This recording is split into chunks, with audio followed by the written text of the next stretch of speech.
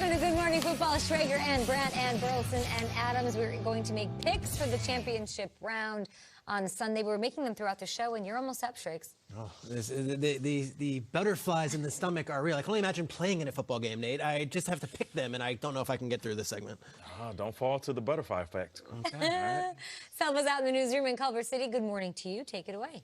All right, thank you, Ken. I love the picks because then Twitter becomes ablaze. How can you possibly root against the Titans? You hate the Chiefs. You always hate the Chiefs. Yeah. Oh, I can't wait for the narrative. It's always that. Thank you. It's always that. I love it. Well, the return, we also love this, of the legend to the desert. Wide receiver Larry Fitzgerald returning for his 17th season with the Cardinals. It's a one-year deal worth $11 million for the future Hall of Famer. Fitzgerald with an opportunity to etch his name deeper into the record books as a result. If he gets 50 catches in 2020, he would be tied with Hall of Famer Jerry Rice for the most 50-catch seasons in NFL history. He's second on the NFL's all-time receiving list and receptions list behind Rice. Fitzgerald joining NFL Total Access on Thursday and talked about his decision to return for another season. Coming back and playing with, this nucleus of guys that we have is a lot of fun. I mean, they're charismatic, young, hard-working group of men, and it's fun to be around them. Coach Cliff is, one of the better guys you ever be around. His offense is fun and innovative. He's creative every single day, coming in with something new. So it was an exciting time this year. Obviously, we didn't have the record that we would all love to have had, but, the atmosphere was always fun and positive. Quite the endorsement for Kingsbury. Meanwhile, switching gears, New Orleans police issuing an arrest warrant for Browns wide receiver Odell Beckham Jr. for an allegation of simple battery stemming from an incident in the LSU locker room after the national championship game. Beckham seen on video slapping a stadium security guard on the backside. The Browns releasing a statement saying they are aware of the incident and have been in touch with Beckham and his representatives. And finally, Seahawks running back Marshawn Lynch spitting out words of wisdom to the young bucks around the league about being fiscally responsible. As he put it, take care of your chicken. It just flows from my lips. He's being a smart businessman about the phrase. He's put it on a T-shirt and selling it along with hoodies on his website. Now, folks, they're not cheap. $39.95 for the T-shirts, $70 for the hoodies. And Beast Mode looking to make more chickens himself. Beast Mode, not a businessman. He is a businessman. That's what he's all about, capitalizing on it. I love it. Hey, hey, hey. I see you with the Jay-Z bars, Will. Yeah, I think Will for Jay-Z bars. Yeah, that's one thing we know we're getting. I like Will's mentals. Thank you so much. You may not have seen this from the divisional round, but I thought you guys might want to enjoy. Come on. This! Boom! Yeah, here's your casual Friday dose of Mike Vrabel getting trucked by an official. That's why they say stay off the sideline. You know how you hear guys yelling, move back, move back. Vrabel explained exactly what went down to the media this week. That's why we get up in the morning. Stretch and I get up so early in the morning to go and get in the weight room so that when you get illegally blocked in the back like I did, it doesn't hurt. I didn't go to the ground. He didn't knock me down. Eugene can run, and he's big, and he's fast. And I was just embarrassed because I said, if I get a penalty, the players aren't going to, after all this stuff I tell them and all this crap I talk to them about penalties and being disciplined and keeping your composure. And here I am halfway out on the field looking up at the play on the Jumbotron. So, the get-back coach got to do a better job. I got to do a better job of getting the hell out of the way. But I showed the team this morning because, I knew they were going to laugh at me anyway. So I figured I might as well show them first.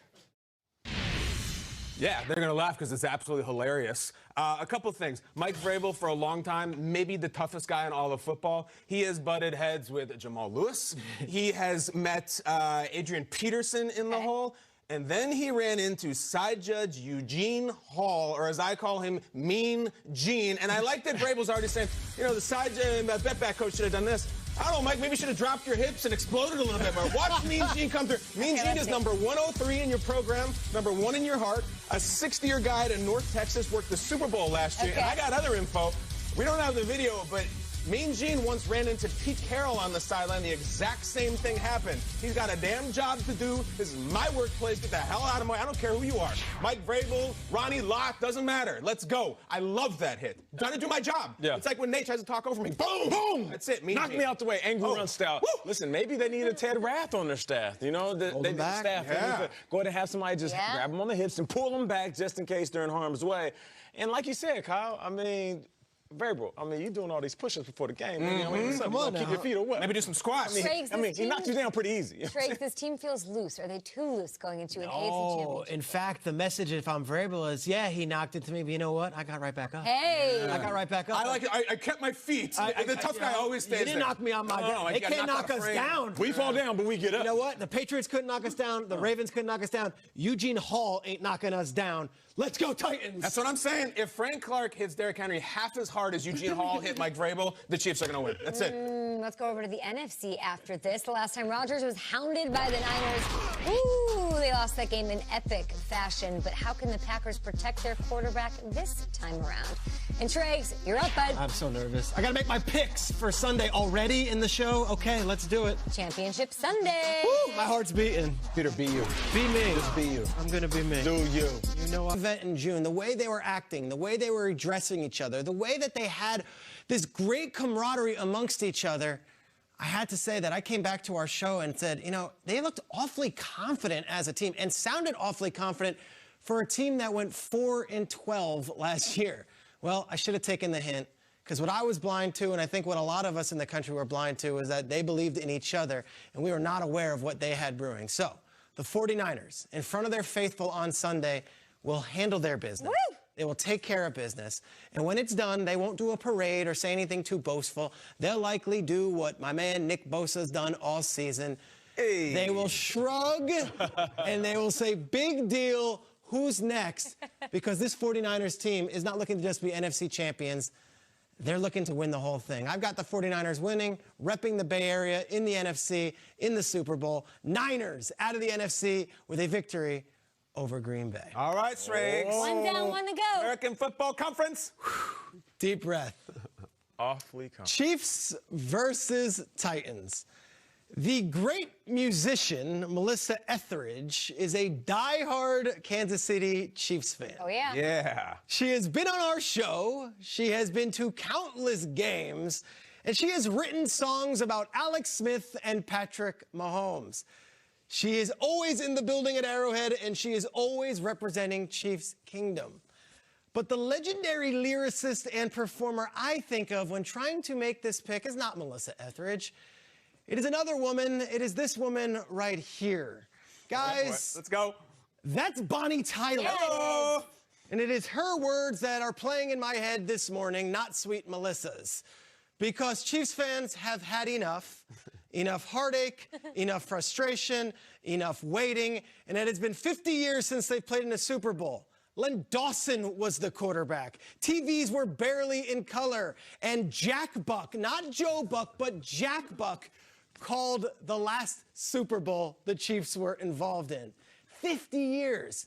And you could say the Chiefs need to stop Derrick Henry. Of course they do. You could say they need to rush the quarterback. Yes, of course they do. And the Chiefs need to limit the penalties. Yes, of course they do. But what do the Chiefs really need? They need some of that Bonnie Tyler stuff. Guys, the folks in Kansas City and the Chiefs, they need a hero. Yeah. And he's got to be strong. And he's got to be fast. And he's got to be fresh from the fight. Woo! The Chiefs need a hero on Sunday, and yet I don't think his name is Mahomes. I don't think his name is Kelsey. I don't think it's Tyreek or Frank Clark or the Honey Badger. No, the Chiefs need one big play, and one big play that will change the narrative on their season. Who's the hero? They got it last week from this guy, and I think they get it again. It's number 49. It is my man, Dirty Dan Sorensen. Dan. The Chiefs need a hero, and his name is Dirty Dan. I think this game is going to come down to Sorensen, and he is going to take out Derrick Henry in the hole. It's a run up the gut, and Sorensen's the one who levels the pain. He will knock the jar, ball to lose. I'm out.